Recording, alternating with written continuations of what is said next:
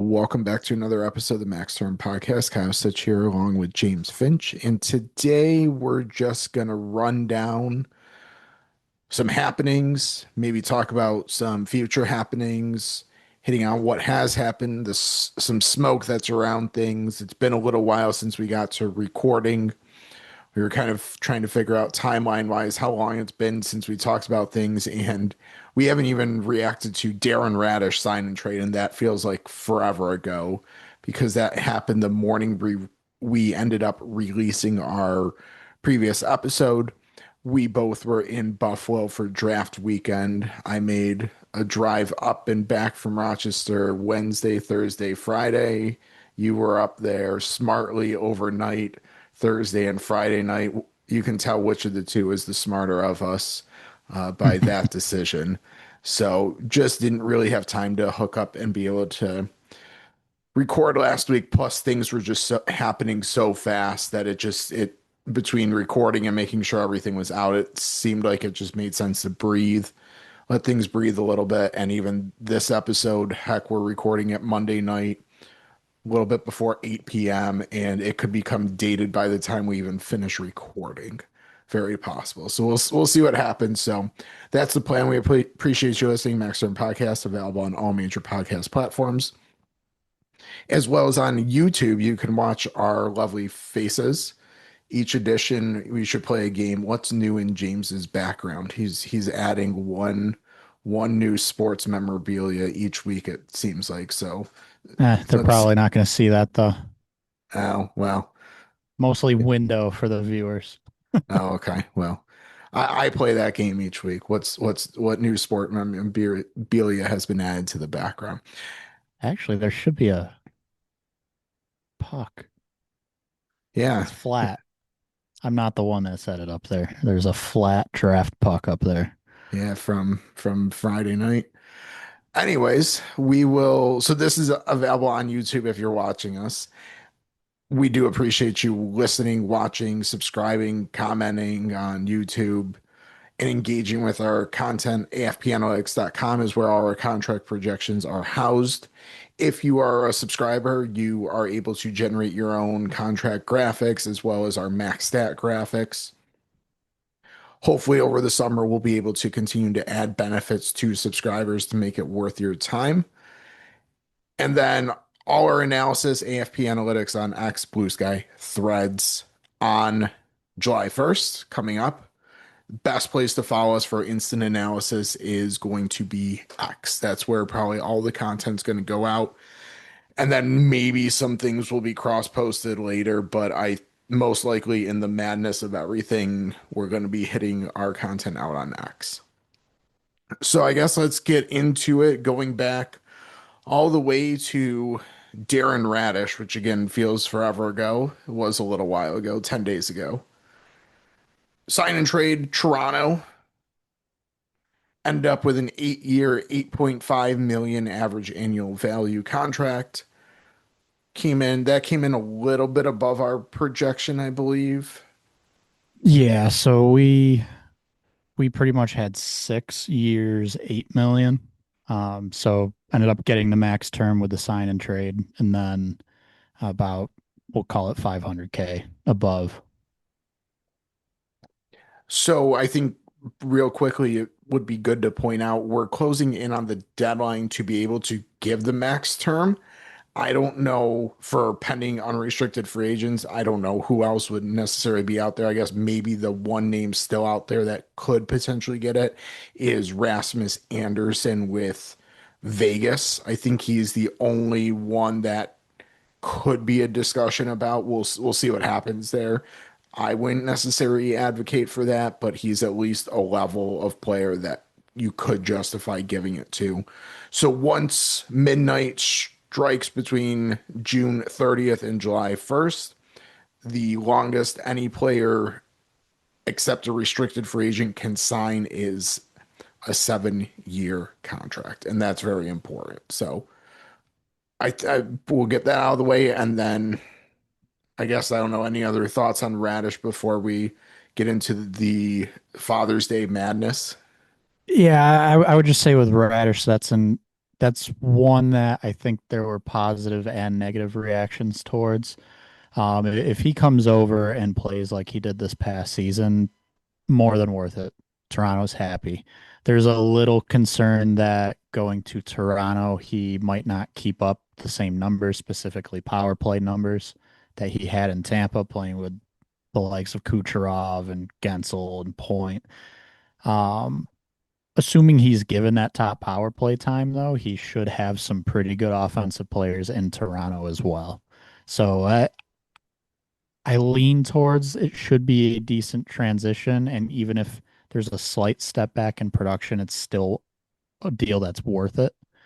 But there's a level of riskiness, hesitancy, uneasiness around that.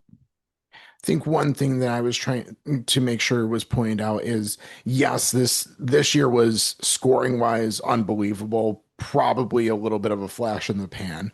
But you look at some of the underlying metrics for this season and then the two previous seasons, he's been, and you've harped on this as well, he's been a good, steady underlying player. This is just the first year the production was kind of there. So if the scoring regresses a little bit, but some of those underlying metrics are able to stay somewhat similar, I think this works out pretty well for Toronto. And that was something that I was trying to put out as much as possible on Friday because I think that the narrative was this is a flash in the pan season all around, and I don't think that's necessarily fair to Raddysh.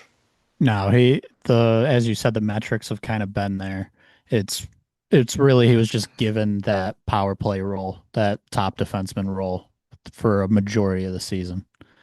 Um, but yeah, so Radish signed. The next, well, Guess you want to stick with, yeah, let's kind of stick with the trickle down real quickly with Raddysh yep, signing. So mentioned Rasmus Anderson is now the absolutely clear.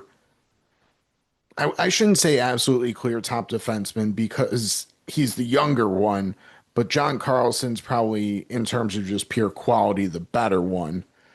Carlson's rights traded to the Carolina Hurricanes at the draft. A lot of speculation out there that Carlson was going to be the logical Raddysh replacement in Tampa, but we'll see what happens with Carolina. They have a couple days before he's able to talk to other teams. So Carlson and Rasmus Anderson are going to be the two biggest beneficiaries of Raddysh being off the market and Jacob Trouba a little bit different player. He's always been kind of the top, like quote unquote, stay at home type guy available, more physical guy available on the market. So, not to say that Raddysh doesn't impact him, but he might operate a little bit more independently. yeah, I saw kind of similar to Carlson. Truba's expected, it seems, to head east, which is interesting. I know when we were doing the UFA matchmaking, you had him in Philly, so that's a potential fit. And then Carlson, there's kind of been some back and forth, different numbers thrown out there, and initially, like it was being rumored could be a 2-year deal, close to like 9-10 million per. I've also seen, and this kind of matches up perfectly with our projection for Carlson. I've seen 3 years, 7 million. So we're kind of talking potentially total value 20-ish million dollars. And it's just kind of, is he okay doing 3 years, a little bit longer to maybe lower that AAV, or is he going for the short 2 years, get the 10 mil AAV, and maybe if he's still performing, gets another deal after that. Um, but yeah, I'm with you. You could argue he is kind of the top defenseman, depending on your standpoint of Anderson. And that kind of leads me to the last point on this group. For a while, it was rumored Anderson kind of had the handshake deal done with Vegas, and it's just about Vegas clearing money. Um, So we'll see what happens there. We have Anderson at I think like 8.7 AAV. I think that's Yeah. also a 6-year projection. Um, that's one that I think a lot of people were speculating, like, did he hurt his value during the playoffs? It wasn't a great playoffs for him. And I just kind of wonder, it seems like if there's enough of a respect that there was a handshake deal, and it was kind of rumored it was in that 8.5-ish range. I feel like that's likely what we end up seeing, assuming he is in fact staying in Vegas. Yeah, if a team were to not honor that deal, Vegas would probably be one of the teams that would be Yeah. cutthroat enough to not. And really, that was not a great fit, but maybe full season there with a consistent partner that could change a little bit. But we'll see what happens. I don't want to jump around too much, but I think it makes sense to talk about it now since we're talking Vegas clearing space. Pavel Dorofeyev was Yeah. one of the big contracts that was going to come down, could have been susceptible potentially to an offer sheet. As we were sitting eating our poutine at the draft, our very expensive poutine, mind you, we, $17 for a basket of fries. yep. Anyways, while that was going on, while we were doing that, Pavel Dorofeyev was traded to the Rangers and subsequently signed a massive 7-year, $11 million extension, which is fairly above what we were expecting. And even looking at some other projections out there, I don't really think I don't know where the justification to get that contract comes from. Yes, he had a I, lot of goals, but I think it's that offer sheet. Like, that's what that kind of screams to me, is there was a team willing to do that, potentially even New York. And it was okay, maybe not willing, but there was enough. I don't know. I don't want to say Vegas was scared, but that there was enough smoke around it that I think Vegas looked to get the deal done. And Dorofeyev kind of identified the Rangers like, this is the fit that's going to work for the long term deal. Um, Ultimately, an extra year and like 2 million over what we projected. We had him at about 9 million AAV. Great player. His metrics have been decent the past couple of years, and he's had two 30 plus goal seasons, maybe even 35. He had one did he get 35 goal season. Maybe this past year wasn't quite there. I, regardless, for sure 30 plus, 2 years in a row. Great playoffs scoring wise. And the Rangers need that elite scoring in their lineup. Um, Panarin being gone from New York kind of left a massive hole of just some type of elite talent up front. Dorofeyev should provide that. So we'll see how it works. Cap going up a ton. The 2 mil difference isn't going to impact them too much, most likely. But if he regresses at all outside of Vegas, that's where this becomes a bit of an issue. quick fact check there on his production? Yep. So 35 goals in the 24-25 season with 1 goal in the playoffs. And then this past season, he actually had 37 goals with Okay. 12 additional in the playoffs. So he actually, if you look at the entirety of the season, almost put on in 50 Yep. between the regular season and playoffs. And My, 35 plus back to back. yeah, So, yep. my concern and others pointing this out is the talent that he was playing with in Vegas, and you kind of alluded to this as well. That talent does not exist in New York. Yeah. That we'll see what happens. We'll see what happens there. I would be a little bit concerned if I'm New York, especially I'm not I think that he's a very good player. Contract I think is a little rich, but I don't think it's terrible. I don't know if this move fits where New York is timeline wise as an organization. Like right now, looking at their roster, great Dorofio's now there. I still don't see them as a playoff team.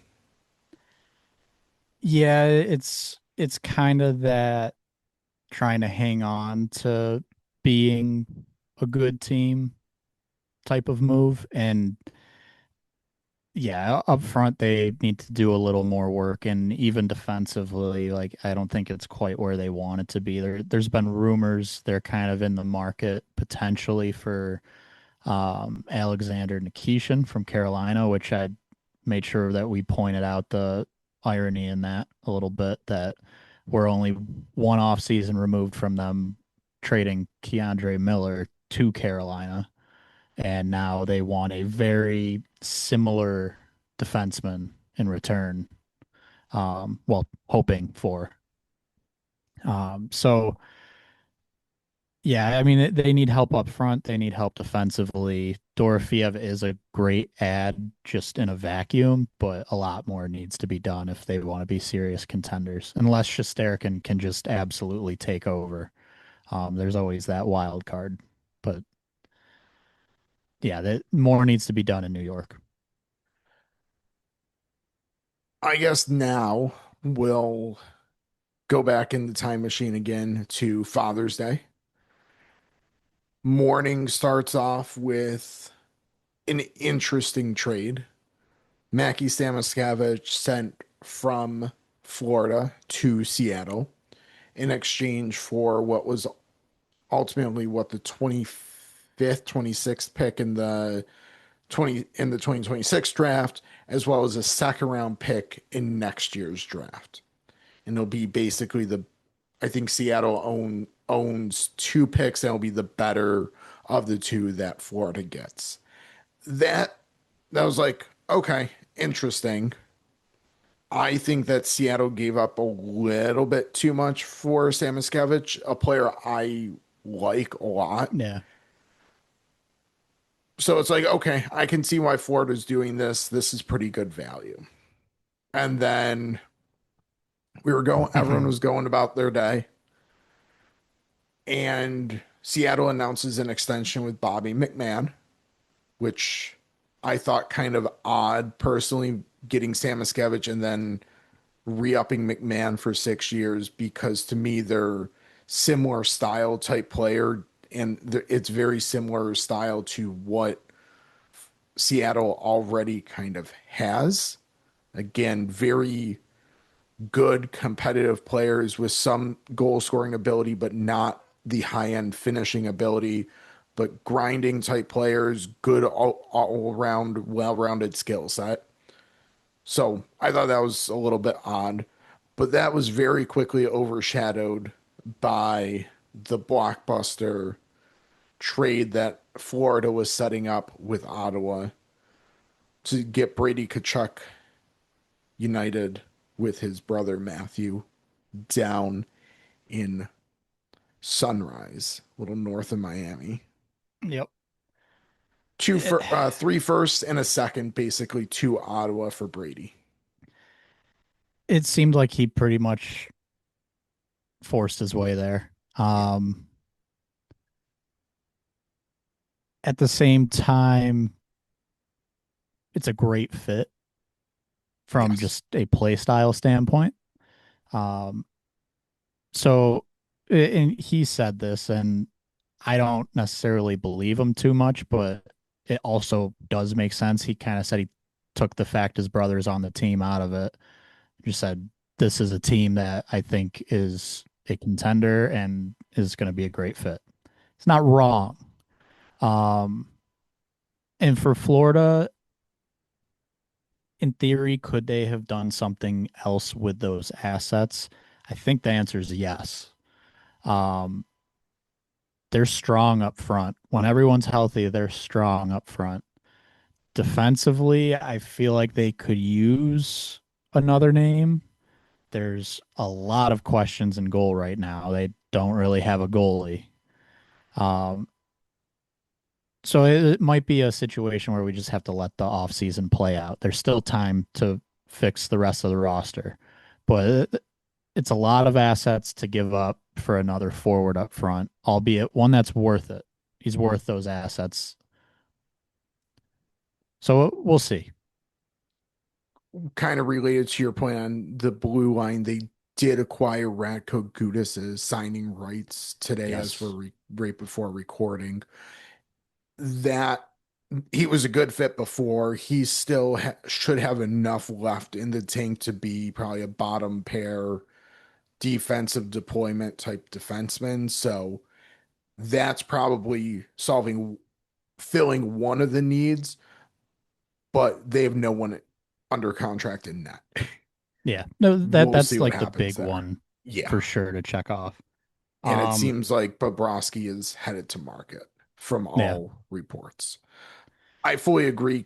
Brady should be a great fit because of the style of play that Florida plays. They're not one of the kind of new age built on pure speed teams. They're a little bit more of a grinding puck retrieval type team, which is where Brady is going to be better.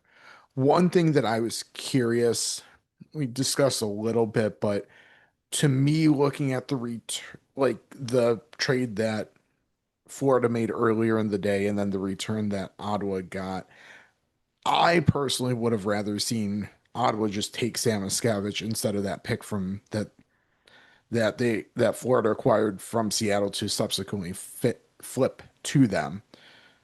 I don't know your thoughts there, but to me, Samoskevich seems to make more sense for Ottawa because he could have actually almost went right into the spot in their lineup that Brady Tkachuk just vacated. Yeah, you would think they're wanting to acquire more scoring up front, that would have been a player for right now to help them contend. So I'm 100% with you there. It was interesting to kind of see them choose the draft pick route. Ottawa did acquire Andre Burakovsky this past week. Um, Not nearly the same ad. So it's like I fully expect them to still continue to look for more help up front. And Samoskevich would have likely been that help. Young, controllable, good metrics, hopefully some scoring there, which is what Seattle's looking for. The real quick with Florida, the Gudis trade, they actually sent out UFA rights as well for AJ Greer. And that was one that for a while I think it was kind of, is he going to be back in Florida? But once Florida actually made a completely different trade, Garnett Hathaway, that's where it kind of became a bit easier to say, okay, Greer might be pricing himself out of Florida. Um, they're acquiring Hathaway. I believe it was 50% retained by Philly. That's correct. Yeah.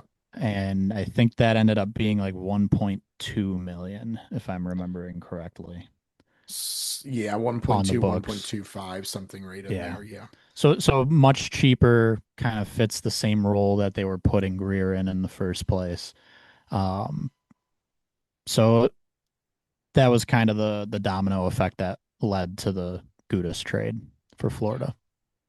And speaking of domino effects from the Brady Kachuk trade, so maybe part of the reason Ottawa asked for two first in this year's draft instead of Stamuskevich is they did go and grab William Eklund from San Jose in exchange for that ninth overall pick that was originally Florida's.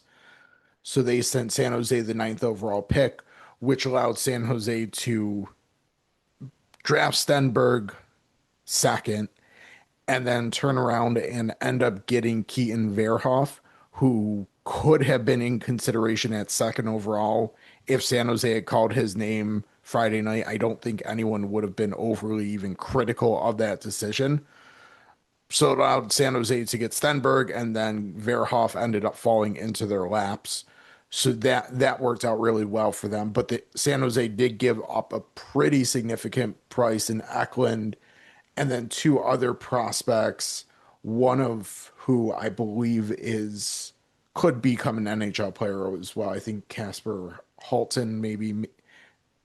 I don't know if I pronounce the name correctly, but I think one of the prospects could potentially become a depth piece as well for Ottawa. So fairly significant trade to get that ninth overall pick. I guess Ottawa's viewing Eklund as the Kachuk replacement, but I would have loved to have seen them still flip that ninth overall pick for Eklund and add Samoskevich as well. And I'd probably like their forward group a lot more, kind of taking the money ball approach, two parts to make the whole there. And I think that those two parts would have worked out pretty well for them. Yep. Let's Other see. trades. One other trade that around the same time was, I guess, two others that, geez, that day was busy. I couldn't get out of the office, and eventually I just had to say, screw it, I'm leaving. And Yep. as another one was coming down, Calgary and New Jersey hooked up. Calgary acquired Simone Nemec and Maxim Siplikov from the Devils for two firsts, a second, and Etienne Morin, defensive prospect, I guess we can say. You and I had slightly different reactions to this one, so I guess you didn't love this for Calgary so much. Yeah, so I feel like they have some good right shot defensemen coming in the pipeline. And I also personally find some issues with Nemec. Um, could he continue to develop? Yes. I just don't know if I would have identified a right shot defenseman whose current surplus is offensive play as the type of player I want to use those assets on, who I also need to sign to potentially a large long-term contract. And the fact that you just gave up what you did probably makes that contract potentially even larger. Yeah. I I'm not going to disagree, but I also didn't love this for the Devils in the standpoint of my perception of them is they should be in we're competing now type of window with the goalie situation, kind of the age of a lot of the players on their blue line, plus Jack Hughes and Nico Heischer both coming to the end of their contracts. And simply for me, New Jersey is not better now than they were before making that trade. Was Yep. curious if they would have flipped some of those assets. They have not flipped any of those assets yet, so we'll see if they still have time to, but I would have rather seen them kind of flip Nemec for a similar level forward, like see if they could find a forward one for one type swap. So I didn't love it for them. I still don't until I see them kind of take a clear step forward. But right now, I'm not going to say that I dislike what Sunimeta has done, but I haven't seen a full vision come to fruition. And given where some of their more important players are timeline wise, I personally would like to see that because I think that that would be a good message to send to some of those guys. Two more trades the same day. Yeah. Both pretty big ones. So Kyrou goes from St. Louis to Washington. Um, Connor McMichael is kind of the main NHL piece that goes back to St. Louis in return. Milton Gastrin, a prospect, also goes to St. Louis, and then one of Washington's first 2026 had been sent to St. Louis. Um, so right away, Washington brings in Kyrou. Um, before we jump to the other trade and kind of talking about what this means for Washington, it's difficult to discuss that without also mentioning another Washington trade um, that happened a little bit. Actually, it was the next day. That was the sign and trade for Alex Tuch. So back-to-back days, Washington's making headlines. They bring in Cairo, and then they complete the sign and trade, bring in Tuck, 8-year deal, 10.5 million, which our projection ended up being seven by I think it was like 10.1. We had kind of discussed with multiple people throughout the draft weekend, like this was the kind of deal that made sense for him if he was going to the market. It was very easy to kind of get his value up to this 10.5 million range. It was just a big question of, is he actually going to market, or is he maybe taking a little less to stay with Buffalo? Um, Ultimately, Washington gets him. So up front, the situation in Washington, they no longer have McMichael, but they brought in Kyrou and Tuck. There's still some questions about what's going to happen with Ovechkin. If he comes back, they're looking stacked up front. If he doesn't, they made a couple moves that should keep them, well, technically they weren't in contention this past year, but should extend their contention window a bit longer. Yeah, Kairu especially could certainly help replace some of the potential scoring loss if Ovechkin is not back. Talk a little bit more of a two-way player, but one of the things that I had kind of why I like the fit for Washington with Tuck is it allows them to deploy Ryan Leonard in a little bit more of an offensive role, let him be a little bit freer playing because now you have Tuck, you have Tom Wilson to kind of eat some of those slightly heftier defensive minutes against top lines.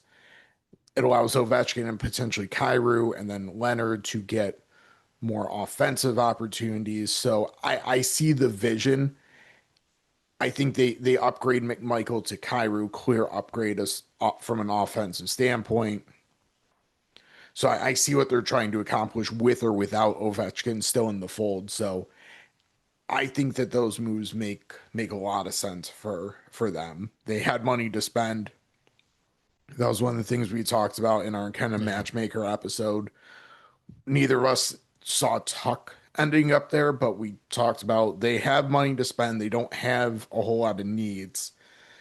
So they can go out and get some sort of luxury, and they went for the biggest luxury out there, I guess. Yep. Sticking with the other half of that trade, I guess. With well, real quickly, St. Louis, Well, yeah, okay. because they acquired the first that first round pick. I don't remember if it was that one or they had three first round picks rate in pretty almost consecutive order. They end up flipping one of those first for Mason McTavish. I think it was they had Detroit's first from the Justin Falk trade. I think that's the one that went for McTavish, but acquiring the Okay. second one for Kyrou made that even more palatable for them. So, and then I think a later first also went. I think St. Louis had four picks, made two, traded two, I think is how it ultimately shook out. So McTavish comes in to be their second line center. They needed a center. They desperately needed a Yes. center. Free agent market is not strong up the middle. So they pulled the trigger there on someone who could help them from a retooling standpoint. I think there's some very fair questions out there if how high of a ceiling McTavish has.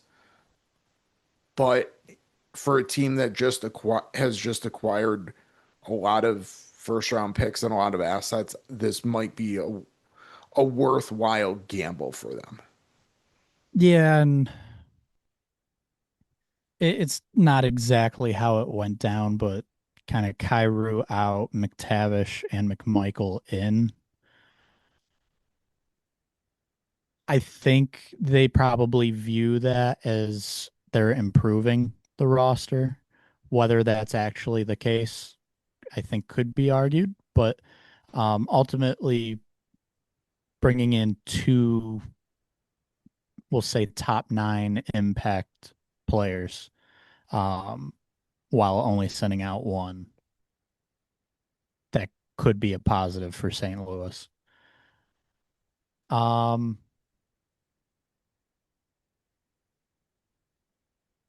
So, Buffalo. yeah, one of the So busier teams. yeah. So actually before the Tuck trade, so we're kind of going back to the previous day. That was the big Bo Byram trade. Um, kind of is out there for a couple days. Like Byram could definitely be moved here. It seemed like, depending on who you were listening to, it wasn't about the money or the term or whatever. It was more about opportunity. I tend to lean towards it may have also been about money that matches the opportunity. Chicago is going to give that to him. We don't know what exactly yet, but it seems like Chicago is going to pay him to be their number one defenseman because they traded the fourth overall pick, a second round pick, and Louis Crevier to the Sabres for Byram, and they took back Jordan Greenway, who, from an on ice perspective, is probably not worth the $4 million cap hit. So Buffalo's probably happy to get out from under that. It gives them a little more space to work with. I kind of wonder, he's known to be a real good locker room guy, good leader. That kind of makes some sense for Chicago, even though it is taking on money for Buffalo. I don't mind that fit. Kind of veteran fourth line guy who should kind of help steer the room in the right direction. Yeah, I would agree. I don't mind that. I don't love that they seemingly actually gave up value for to acquire him instead of like how much Well, more could Buffalo have gotten not gotten without Greenway or had to I don't know. To me it seems like they thought of him as a valuable asset in this trade where I think Buffalo was kind of looking at it as like if we could get anything here, we're happy. it might not have been value. I'm more trying to spin it in a positive way Yeah. for Chicago because there are positives you could pick out from acquiring Greenway, but yeah, ultimately, like none of what Chicago sent out should be attributed to Jordan Greenway. It's for it's for Bo Byram, Yeah. um, who I think we've got on a long term deal in the 9.5 range. Everything that's been out there is it's going to be 10. Oh, it could be 11 or 12. We might not be talking 7 years. It could be 4 or 5. Like they are going to pay him like a number one defenseman. Um, is he? We'll find out. Technically hasn't been given the opportunity for it, but while a very good player, I don't know if he has shown all of the traits you would want in a true number one defenseman.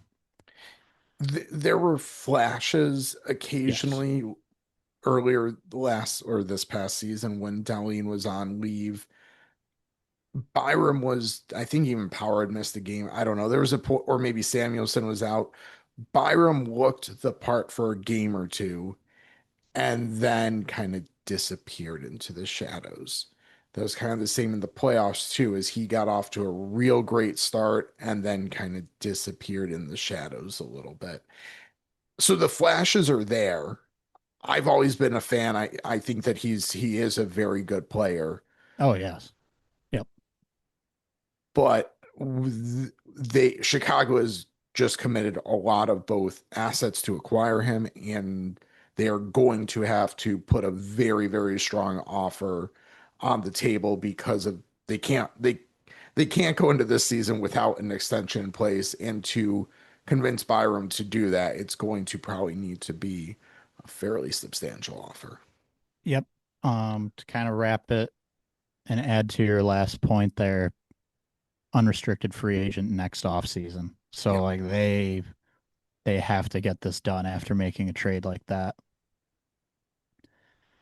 Um, all right, looking here, we were kind of in the June 23rd range.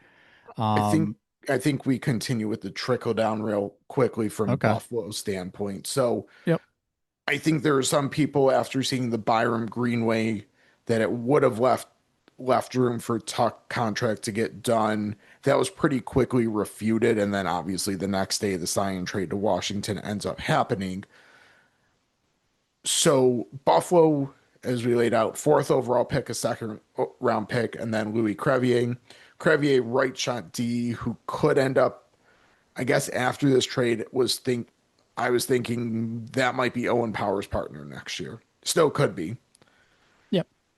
He's a he could be a sneaky good addition. Like his metrics on a very poor Chicago defensive team were not bad this past year. Give him a little bit easier deployment and a better partner, better just quality of teammates overall. He could work out pretty nicely. But then Buffalo also took that pick that the second round pick they acquired, 45th overall, packaged that with Anton Wahlberg to acquire seemingly a direct Bo Byram replacement in Owen Zellweger. Yeah, I mean he's from a play style standpoint, it's kind of like you're reacquiring Bo Byram, a younger Bo Byram. Um, Anaheim kind of had, we'll call it an excess of left shot defensemen. That's kind of, I think, Buffalo doing some very smart maneuvering. Um, I don't want to call Olin Zellweger Bo Byram yet. Um, Similar player again, but a very interesting trade to make right after giving up Byram. It might not work out in that perfect replacement way. He could end up being a third line guy. But there are signs there that he could be a true top four defenseman. From a financial standpoint, when we ran him to do a projection, he is an RFA this offseason. We did do a long term and short term, but from a comp standpoint, short term seemed like what made the most sense. And not just for Zellweger, but also for Anaheim. Now that he's in Buffalo, I would almost even more so say it makes even more sense short term, the way their cap situation currently is. And I think that most likely was part of acquiring him as well, as not just on the ice does he seem like he's a fit, but into their cap structure, it should work. So I think we had him like roughly 3.25 over 2 years as a bridge deal. That that Yes, makes a lot of somewhere, sense. yeah, somewhere in there to three and a half. I don't remember Yeah. exactly that. Yeah, or could even maybe look at doing a 1 year at a lower average annual value, potentially Yeah. helps the team, helps Buffalo out this year from a cap standpoint to potentially make more moves. And it also allows Zellweger to potentially up his value, assuming he finds a steady role in Buffalo. And I would think he probably will have a decent opportunity, especially if he gets some time next to Owen Power. I guess let's finish kind of the trickle down in Buffalo and kind of lay out their cap space and kind of what's ahead. So part of the discussion about them acquiring fourth overall was, were they going to flip it for a player? Matthew Knives and Connor Hellbuck seem to be the two popular names to use that asset for. Buffalo ends up making the pick. Doesn't seem like Matthew Knives has really been out there, at least this offseason. Connor Hellbuck on the other hand, has been out there, and there's still smoke there. Seemingly, he was willing to go to Buffalo if the two teams, Winnipeg and the Sabres, were willing to or able to work out compensation there.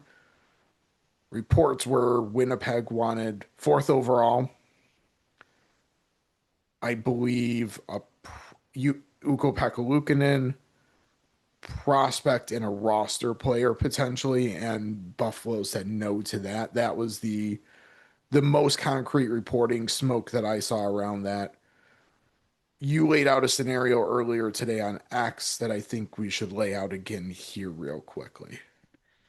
Yeah, so let's see here. I'm going to pull it up just to make sure I don't miss anything, but the the whole idea of it was kind of looking at their specific trade matchup. Um, Assuming the Winnipeg Jets want to stay competitive, Somewhat competitive, yes. which is at least what they seem to be putting out there. Um, they're going to need a goalie, and it doesn't have to be in the Hellebuck trade, but it would make some level of sense to have that be one of the pieces that comes back. And then for Buffalo, if they're acquiring a Hellebuck, they're likely needing to send out some money, and part of that being a goaltender, Ukko-Pekka Luukkonen. 4.75 million on his deal. Um, Sending him out is logical, except that well, by the time you're hearing this, in a day, not even, Ukko-Pekka Luukkonen will be able to submit a list of teams, 5 teams that he cannot be traded to. And there's no guarantee he would do this, but seeing these rumors out there, it is extremely plausible that UPL would put the Winnipeg Jets on that trade list. If that happens, that could, in theory, kill a deal because that is a significant, valuable piece of a potential trade with Winnipeg. That's important to bring up because that would essentially give Winnipeg and Buffalo a makeshift deadline to get this deal done in the next, we're recording, I'm going to say next day or two, but really the next day now that you're listening to this. Um, One of the things that has been out there about Hellebuck, so maybe this isn't too much pressure, is that his list of teams he's willing to waive to is not small. There's a good amount of wiggle room. He's working with the team to try and find a new spot. It's not the here's 2 or 3 teams I'm willing to go to that we've been hearing for a lot of other stars. Part of what I think could be going into that is next off season, Hellebuck's full no move. Well, it's really a no move clause that contains a full no trade clause. It turns into a modified no trade clause where he can list 10 teams that he can be traded to. So if right now he's willing to play ball with Winnipeg to get dealt this year, maybe he's giving them 5, 6 teams that he's willing to go to. There's a little bit of leverage on his part lost if it doesn't happen this offseason. Flipping back around to the Sabres standpoint, where you would kind of hope there's some pressure here on Winnipeg to get the deal done, because Hellebuck is kind of trying to make something happen this offseason, Winnipeg might not feel the pressure to for sure get this done with Buffalo. So the makeshift deadline might be just as much pressure on the Sabres as it is on the Jets. Re just to add one other point, so UPL no trade protection kicks in July 1st. Yep. Josh Norris, a potential if Winnipeg's looking for a center in return. Not saying that that's a definite piece that would be going out, but he also has trade protection kicking in July 1st. So two very logical assets for Buffalo to send to Winnipeg. Yep. both could be having trade protection kick in on July 1st. So I will say, just as part of this, in general, anyone acquiring Hellebuck is viewing him as one of the best, if not the best goaltenders in the world. He's 33. He's coming off not as great of a season as his Vezina seasons. There's a level of risk acquiring a goalie 8.5 million for 5 more seasons. Now that there's also things you can say, well, Winnipeg was not good this year. That's going to impact his numbers. Absolutely. It's just there is a level of risk depending on what team you're representing. You might not care as much, but there is a level of risk just this being later in his career. Um, yeah, so I don't know. To me, these teams match up very well on paper. Another name from Buffalo that seems like in even the past day, it's gotten a little bit louder. Not specifically connected to Winnipeg, I don't think, but it could make sense. Jack Quinn's name has been out there. He'll need a new deal after this coming season, so next off season. These teams match up on paper very well. Ryan McLeod's name's been out there as well. So it would make a lot of sense to get a deal done. There's just potentially a big wrinkle getting thrown in if it doesn't get done before July 1st. right now, Buffalo has just over 10 million in cap space to work with. They just re-signed Beck Malenstein 3 million, just under $3 million for 6 years. I'm not even going to go into the exact decimal. I guess maybe they make his jersey, 2.9167. maybe make his jersey number 29, 2.9. Yeah. Maybe, I don't know, whatever. Anyways, so just under 3 million, 6 years, very comparable to the Michael McCarron contract. Had my one friend who follows a lot of hockey. He texted me today. He's like, "Well, what's AJ Greer going to get, especially after that sign and trade to Anaheim?" That Beck Malenstein contract's probably pretty close to what AJ Greer maybe is going to look for now.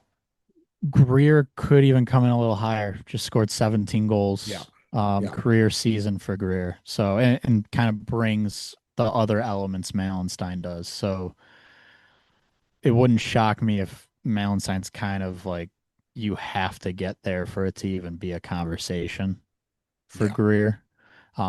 Could be a reason that ultimately Florida's like, okay, we're going to move your rights because it's not going to work here. yeah. Um, But so Buffalo does that, and then there was actually one other deal we haven't talked about yet for the Sabres, Zach Benson's Yes. contract. Um, so that deal ended up being, I believe, 7 by 7.5, I believe. 7 by 7.5. So I think we had him right about at 7 million. Yeah. So he came in a little bit higher. Um, that's perfectly fine. That's within a range that I think Buffalo should be very happy with, especially at that term. And after our projections were usually don't really factor in playoff performance, given he Yeah. also was phenomenal in the playoffs, a little bump over our projection is absolutely fair and reasonable. Yep.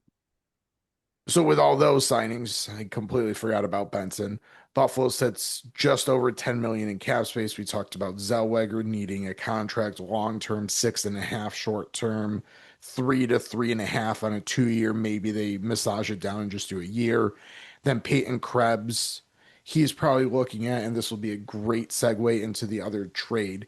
He's probably looking at the contract that Jack Drury just signed with Nashville. 5 years, 4.5 million. I don't think he quite gets there. We had, I think, 3.5 projected, 3.5 to 4 ish, somewhere in there, if I remember off the top of my head properly.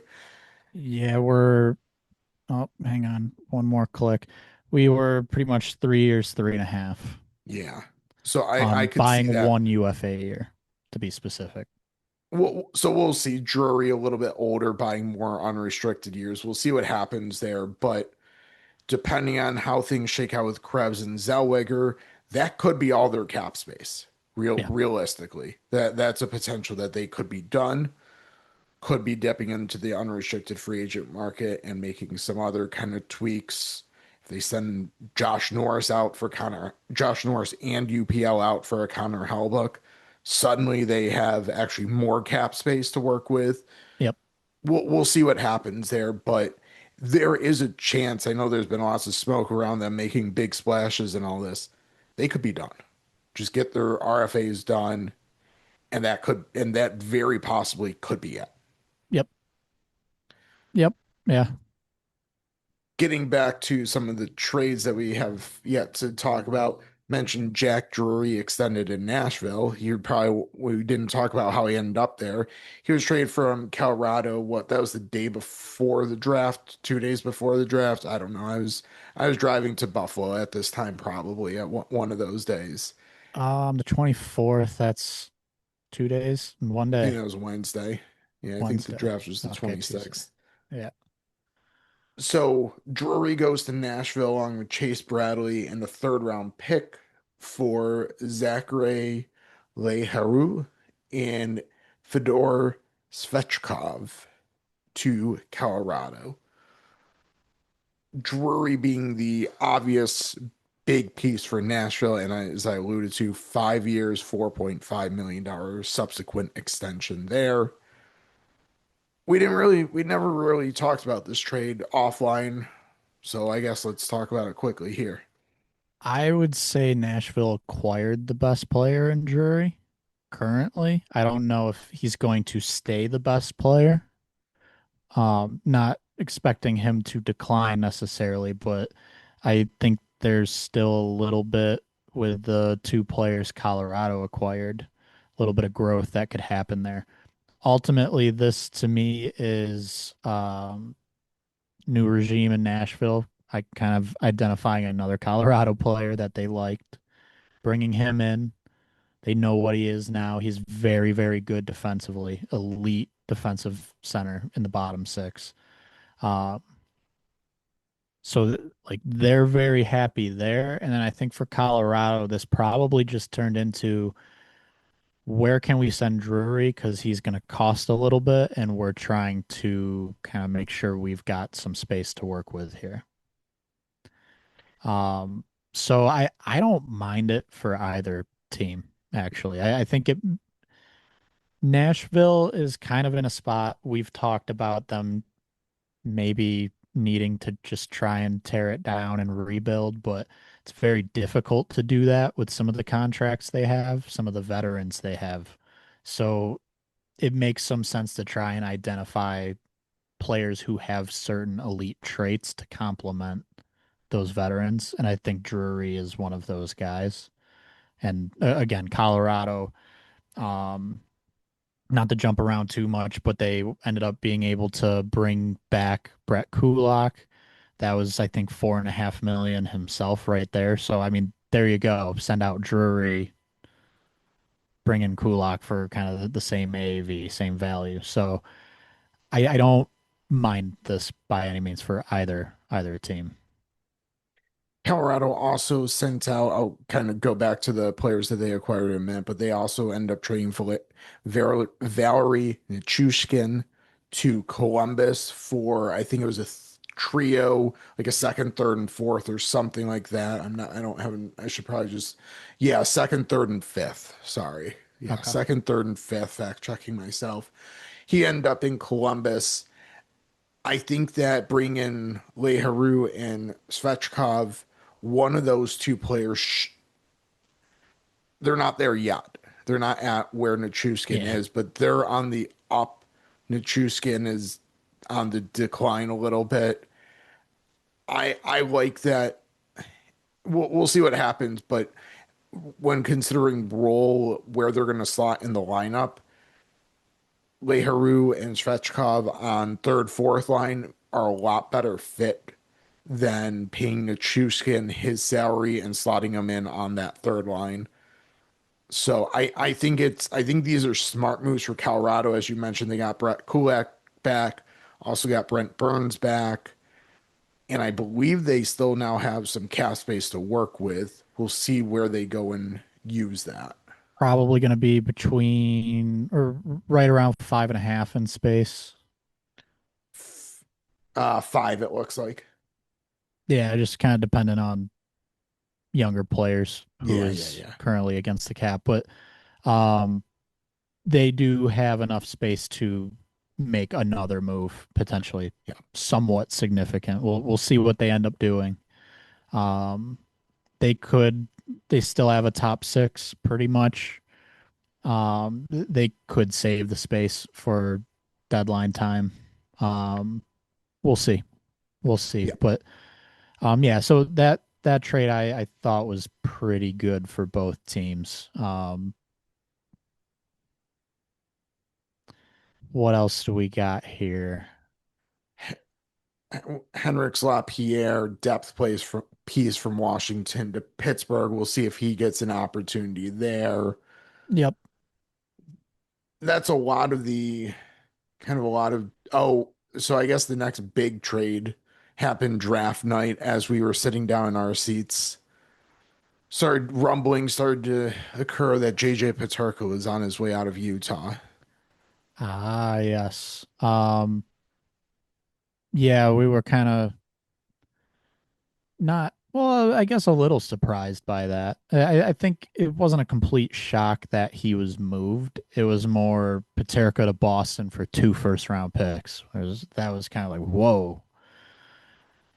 Still a very good player, plays with speed, can score. And that's something Boston just desperately needed more of. So I understand them identifying Paterka and getting this deal done.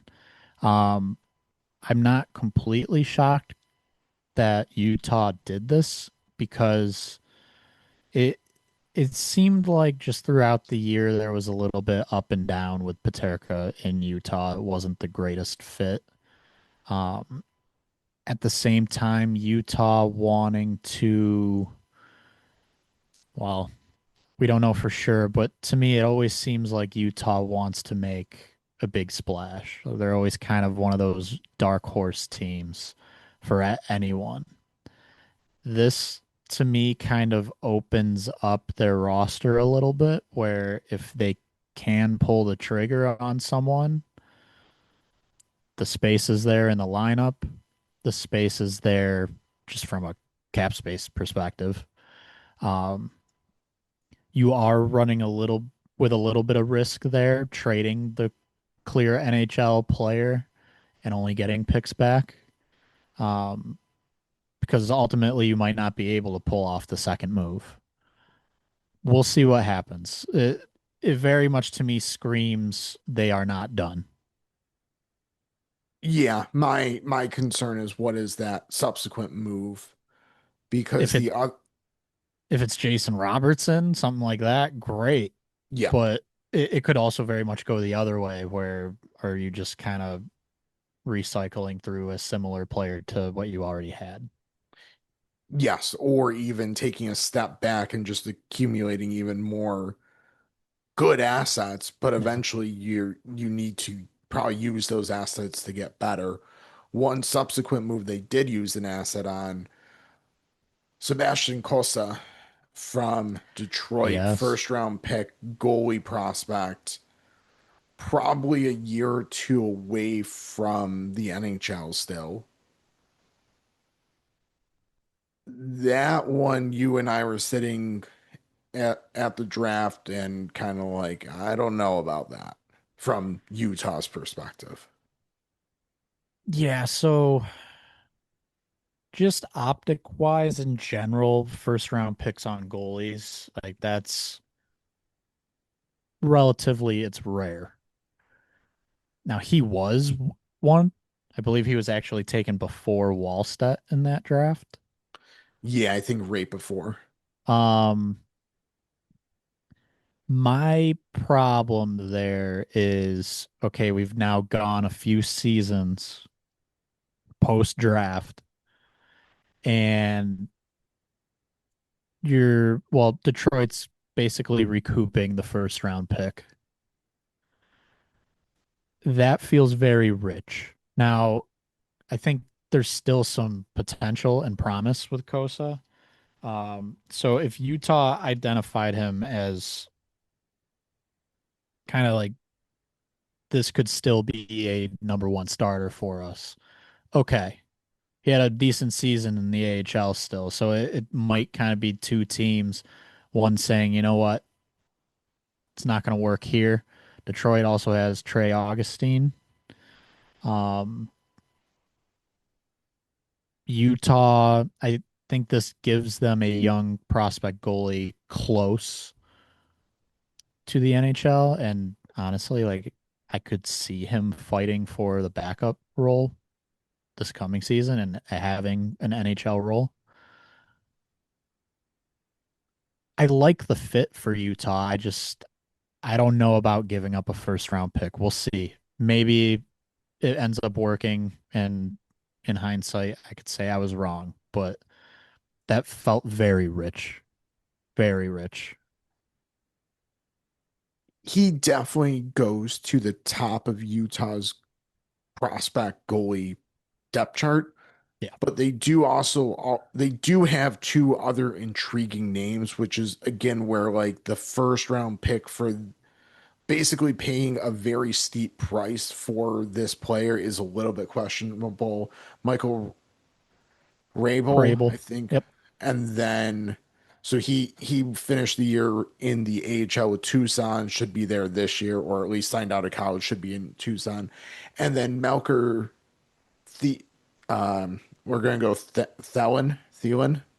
Thielen, I think. I think Thielen Don't know. still Think playing Thielen. professionally in Sweden, Yes. Yep. but has put up some very, very good numbers in pretty good competition over there. There's some there's some optimism for his future. Just it's just a little bit interesting that you would give up a first for Kosa with two other guys couple years away. Again, I don't mind It's it, a but we'll rich see. price. Yeah. It is. And yeah, if it works, great for them. It's just a steep price to pay. Um, I guess we could kind of talk about I think that was mostly at least trades as far as oh, really quick, we did kind of talk about Toronto at one point. So really quick here, and then we can talk about some other signings that happened. The last draft related trade really was um, Brandon Carlo from Toronto to St. Louis. Toronto gets, I believe it was two-thirds. I scrolled away from it just now. Um, what I thought was a good trade for Toronto when it happened, Carlo was not a fit there. So this is very much just trying to get something for the player. We'll see how he does in St. Louis. He's actually now playing for one of his former coaches, Jim Montgomery. That was kind of something that caught my eye of, okay, maybe there's a little something here, a good bet as far as change of scenery. We'll see. But ultimately, Toronto's taking a loss on that asset. It is what it is. Good on them to get value now. And for St. Louis, moving a couple thirds for someone who could maybe rebound. All right, that's fine. Yeah, don't mind it. I will say St. Louis's blue line's kind of crowded with similar type of slightly Yeah. older veterans who maybe slightly higher floor but lower ceiling. It could also be it gets close to the deadline. He did rebound, and now you can flip him for Yeah, better draft picks than two-thirds. yeah. Let's move Um, into a few signings, I guess, before we kind of maybe wrap up and give a few things that we're going to be watching for the next couple of days leading into July 1st. So I'll kind of run down some names and the contracts they sign if you have anything you want to add reaction wise. Ian Moore, versatile. player. I'm not even going to say defenseman. I'm not going to say forward. Versatile player for Anaheim. 10.2C restricted free agent, so didn't really have any leverage to solicit an offer sheet or go elsewhere. Modest 2 year, $1.15 million contract. We had a little bit higher, but given no leverage, that Yeah. seems fine.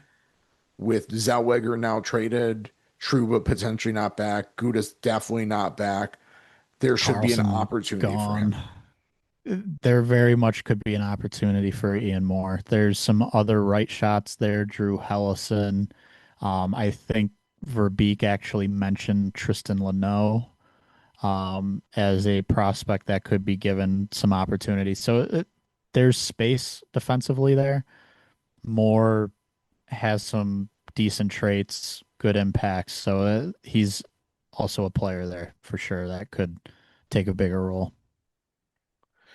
Jordan Spence came in pretty close to our projection. 4 years, 5 million. I think we were 4 years just north of 5 million. I So, think we were just under five. or just Like, under. Okay. yeah, just under.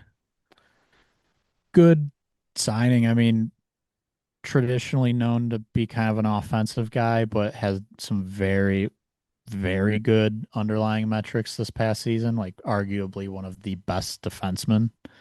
Um, Concerns about his size, I think, led to trade rumors a little bit, but ultimately they found a deal. Yeah, it's kind of interesting. His name was definitely out there smoke wise, and then suddenly new contract. Yep. See, we talked about Brett Kulak, so Tony D'Angelo, 2 years, Yeah. 4.5 million per year, Yeah, not I mean, total.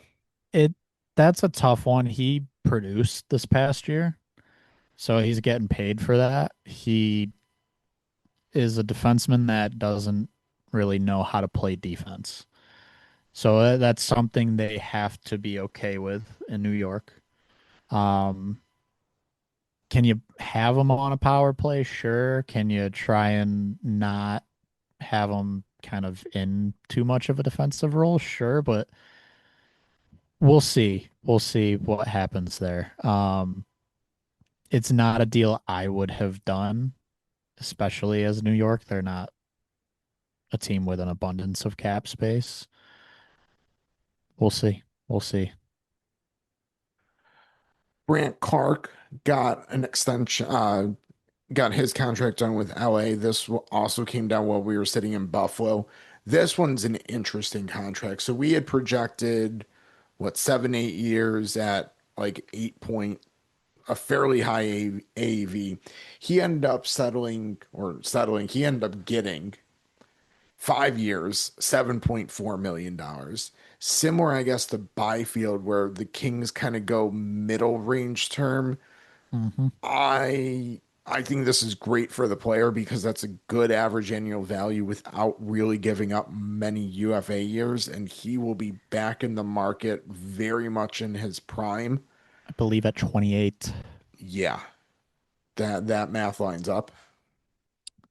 7 years, 8.5 was where our projection was. So to come in 5 years, 7.4, like that's fine Yeah, yeah, from a value standpoint. And yeah, like you said, if anything for the player, there's a real positive there of hitting the market.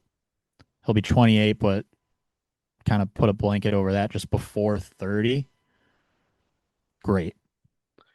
yeah. I don't know what the Kings are doing between that and the Byfield contract. That just not using your leverage over the RFAs very well, to in my opinion at least.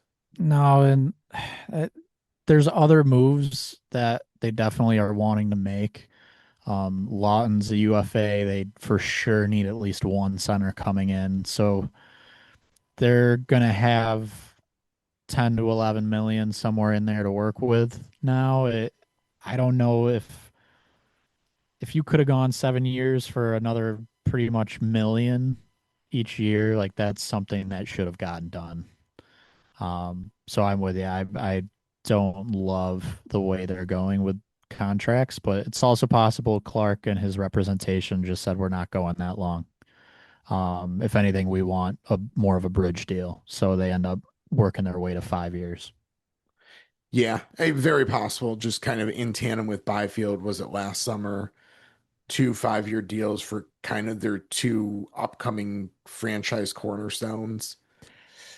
The other thing, like you could even argue 5 years is too long for Clark. He's about to get to a point where he could be completely taking over that defensive group as like the clear number one guy soon.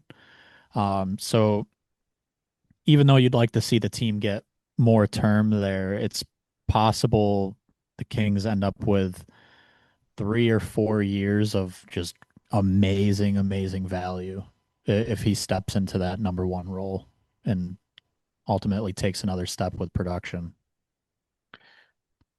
So that contract to me was term wise was a little odd, but one that was incredibly odd term wise. Zach Austin Painchuk, probably just Ostapchuk. Austin Chuck with San Jose. Yeah, this is an interesting one. I think it's fine ultimately when we're kind of looking at where a lot of kind of the fourth line guys are going this offseason. It seems like they're really going for term. And 4 year deal in the low twos ended up being 2.3. That's fine.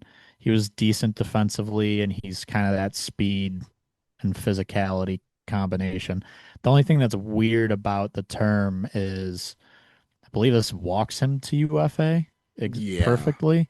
That's kind of odd. Now, I guess if you think he truly is just kind of that fourth line speed and physicality presence, you care a little less, but you would think maybe do 3 years and then keep him RFA, and maybe you can either move on then or sign another kind of mid-term deal. It's just kind of odd asset management to walk him right to UFA. Not the Ye- biggest deal again, but weird. Yeah, I mean it's a player that I'm not gonna rake San Jose for too hard going that route, but Right. like yeah, It's little bit just strange. why? Like, yeah. Another deal San Jose got done, Michael Kesselring. Yeah. Acquired him from Buffalo, gave basically moved down 7 spots in the first round. Ended up giving him a 3-year contract, $4.5 million per year, which is way above what our projection was from this offseason. But interesting, I looked back to what we had projected last offseason, and this is very much in line with that projection. So seems like Yeah. player and team kind of agreed we're throwing Buffalo's year out. I was hurt. It just wasn't a good fit. So we're going to not look at that and kind of base off previous. Good for him and his representatives to get to that point. I know San Jose has money to spend, and they did give up something for to acquire him. So good for them Yeah. to get a little bit of term here at what still should be a reasonable enough average annual value, but a little bit interesting that it seems like the negotiation kind of threw out the this past season. Yeah, and we sometimes see guys kind of, and I guess go back more towards the beginning of this episode when we talked about Byram, that's a more extreme situation, but sometimes guys getting paid a little bit more with the expectation they're going to have a bigger role. Kesselring most likely is a clear top four defenseman on this team, barring some other multiple big moves. Um, so it's very possible just the amount of minutes he's going to get here. He could end up providing value significantly above, I'll say 4.5 million. Especially if there's even a little bit of a rebound back to what he was doing in Utah. Um, I don't remember exactly what it was. I thought I saw there was some type of familiarity with the coaching staff as well in San Jose for Kesselring. So, um, we'll see. We'll see. I don't mind it. They're still way up in the high 30s or even maybe still 40 million in cap space. Like this does not impact them whatsoever in moves made now or in the near future. So I think it's fine. Yeah, and a couple other quick signings, and then I also saw some non-qualifying offers, so we'll kind of finish up with a little bit of that this episode, and then so a couple other just depth pieces. Troy Stetcher, 2 years, 1.35 million, basically as we had projected. Yamamoto, 2 years, 1.75. Again, very much in line with what was expected projection wise. Both seemingly found good depth fits with their organizations. Toronto for Stetcher, Yamamoto in Utah.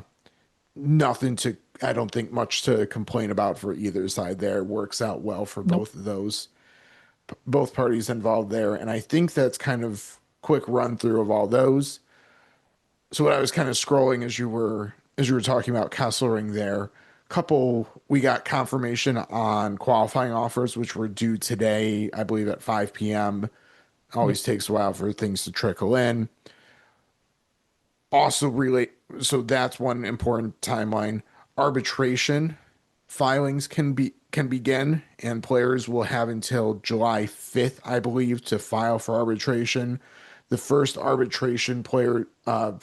to file for arbitration was Barrett Heaton with Utah. That's been confirmed. And then a couple interesting non-qualifying offers to touch on. Scrolling back a little bit. So Minnesota did not qualify Bobby Brink. So I've been following this a little bit today, kind of up until we'll call it 5 p.m. Yeah. That's one that trickled in afterwards. That's surprising to me. I wonder if, and this is me saying this, having not seen any discourse about this. He was hurt in the playoffs, and I wonder if there's something more significant there. Maybe not, but that's where my mind's going, considering I believe it was Juracek and picks potentially. It might have just been one for one. Okay. Maybe it's a little less. It might be a little less crazy then. That's still a surprise to me. It was one for one. Yeah. Yeah, that's surprising still. Ultimately though, a smaller forward, he plays bigger, but a smaller forward. Um, so I guess maybe that's just kind of a trend a little bit there. Um, his QO would have been um Real quickly, will you fact check that? Just because a player did not receive a qualifying offer, it does not preclude them from returning to their team. They can still work out a contract with their current organization. It just means that they don't have restricted free agent rights, rights of first refusal, or the ability to go to arbitration, which is oftentimes the reason that teams will not give the qualifying offers because they're afraid of the results of arbitration. So just because player did not get the qualifying offer does not mean that they have to hit the open market. So Brink being the one that trickled in after the 5 p.m. that we kind of deadline. Earlier in the day, we also heard Matthias Maselli out there as well as not being qualified from by Toronto. Again, does not preclude him from returning, but Maselli's qualifying offer is going to be, I think, $4 million. We had projected a 2 year deal in the mid low to high threes. threes for I think it was him. low threes. Low threes, okay, in the threes, we'll just say. Well, so I it'll be interesting to see what happens with both of those, but sometimes a driving factor for not giving a qualifying offer is because there's concern about arbitration. I think qualifying offer would have been 1.5 for Brink. So pretty reasonable. But I believe would have been arbitration eligible. Yeah, I'm sure he would have been. So yeah, that's an interesting one. Michelli, I'm not shocked. Kind of seems like it was headed that way. Um, a player that I think is the discourse around him, especially in Toronto, I think has gotten a little negative in a way that hasn't really been warranted. He's not this top elite scorer, but he's still a pretty solid player. That's one like maybe because the QO for him I think was like 4.1. Yeah. That's another example of maybe there is still a deal that could happen there, and it's just closer to what we projected. That I think it was 3.1 or 3.2 or something that we projected for him. Um, that could make some sense there, but also UFA market. We'll see what he decides to do. Um, Couple other non-qualified players of note. Jonathan Berggren from yep. St. Louis. Philip Kurashev from San Jose. That one's a little bit interesting because he was actually fairly decent for them this past season. They're going to need some bodies and spend Yeah. some money. Yeah, that's one I remember seeing earlier and just kind of thinking, I think mid-season our projection was pretty high for him. Brought it down still kind of high at like 3.5 AAV. Um, the fact that he's not getting QO'd is a little bit of a surprise, but I don't think teams are as fond of him as we can kind of sometimes maybe make an argument Yep. around him for. That didn't quite make sense, but you get what I'm saying. Yep. Maxim Shabanov, Islanders, Paul Cotter, Devils, Donovan Sabrango with Florida, John Beecher, Mark Catacomb, Cole Schwint, A bunch of fourth Keo, line guys, pretty much. yeah, Keo Veleno with Joseph. Montreal was kind of one that was out there earlier. Not surprising. One that surprised me actually, who did get a qualifying offer, speaking of Montreal, was Kirby Doc. Yep. Um, I shouldn't say I was too surprised, but that was one I was very much so wondering about because I believe his QO was 4 million. Yes, it was. Yeah. Um, so that'll be an interesting one. If I'm Montreal, I don't know if I would have done that, but obviously they chose to. So we'll see. We'll see. No other names are like really sticking out to me. There No. there's a few in a row that I'll just kind of toss out. Arthur Kaliev, Brendan Brisson, and Philip Tomasino, all kind of guys who at one point were more top prospects who just haven't really been able to figure it out. So maybe they latch on somewhere and maybe they can work their way into kind of a bottom six role, but um, they're kind of more change of scenery, older prospects at this point. Yep. So I think as we wrap up here, anything that you want to throw out that you're watching for going into July 1st before we put a wrap on this episode? Um, we talked about Hellebuck and the Sabres. That's just a very interesting situation. I think we have to mention Jason Robertson a little bit. Yeah. That's one that it sounds like the intent really is he would love to just stay with Dallas. It's just the contract negotiations have not kind of brought them much closer. So we'll see what happens there. I think there's some teams that would love to pounce, but are also maybe a little turned off by him turning down 15 million from the Seattle Kraken. So that's one I very much am curious to see what happens. If it's an offer sheet that comes in or what. Um, I think that's probably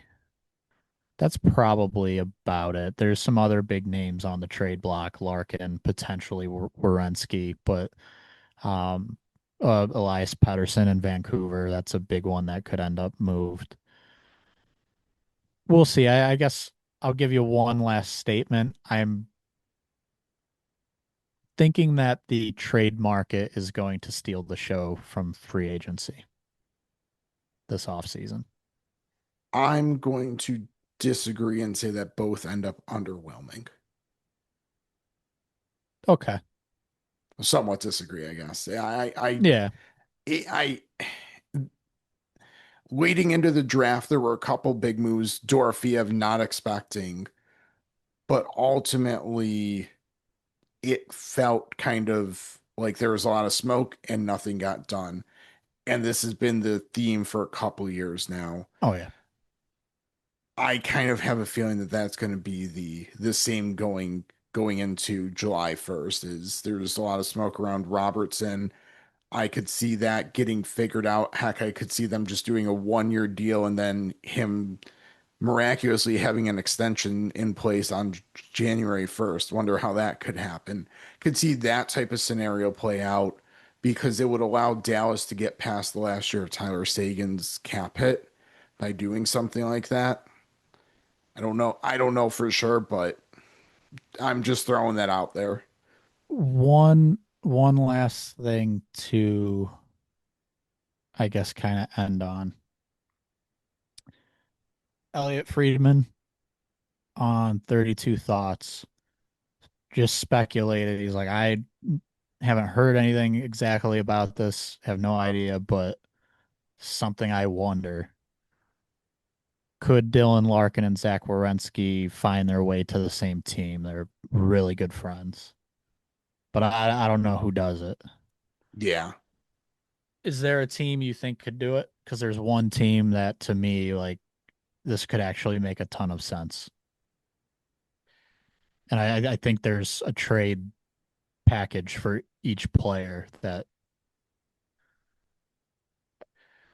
I'm not sure if this is who you're thinking of, but I'm gonna say Carolina could probably make both work. okay. Not sign John, so that would obviously mean they don't sign John Carlson, but they have the money, they have the assets. I think both players would be interested enough. Both would probably be very good fits there. I'll throw that Okay. out as a potential where both players could fit together.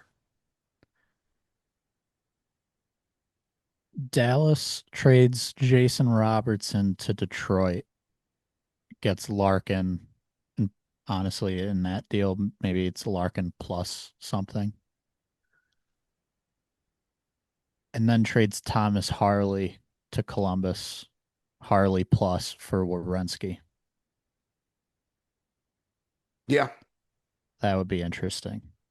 it would be. It certainly would be.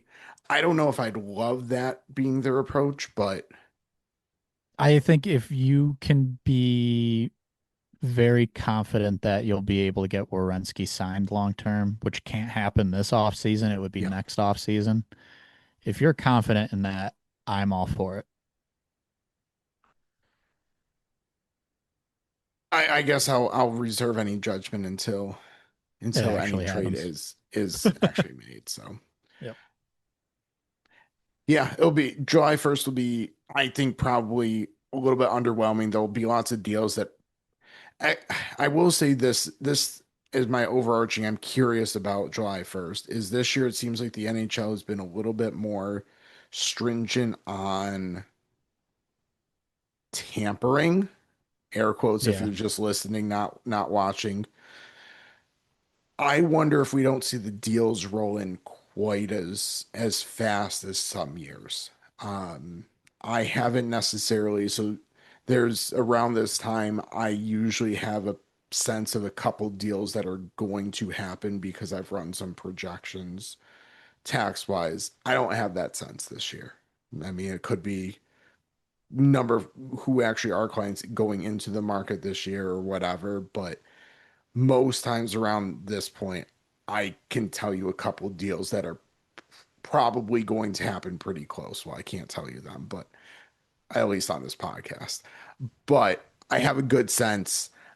I don't, or at least in teams kind of in on those players. I don't have that this year. Again, maybe it's who's in the market versus who we have connections with, but not that I would reveal it anyways. But I'm curious if there's some if things move a little bit slower this year, I guess is my overarching point based Okay. on past experience and kind of knowing how things have played out in the past. I guess we'll leave it at that then. Appreciate you listening. Max Turn Podcast of all major podcast platforms, plus YouTube. I'm losing my voice at this point.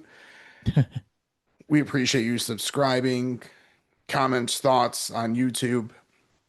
You had put out a post earlier through AFP Analytics on X. You can also find us on Blue Sky Threads. As we get into the off season, if you have a question you would like us to maybe spend some time kicking around on a podcast episode, we certainly welcome those. Maybe we'll try to next time we record put out a I guess next time we record will probably be about a week from today. So if after free agency you have anything you want us to talk about next episode specifically, feel free to let us know. Maybe we'll try and do some kind of mailbag type things in the throughout the summer or something like that. So we know what our listeners are kind of curious on of our thoughts on. And I guess just follow us on those socials leading into July 1st. We'll try to crank out as much analysis as possible. It's the first year using the website instead of the Google Sheet, so it might take us like another minute or two to get things updated or kind of find probably more likely to find a rhythm. But stick with us. We're going to get analysis out. We're going to get things posted. And if you're still kind of looking for where our projections are, afpanalytics.com. Appreciate you listening, and we'll talk to you after free agency.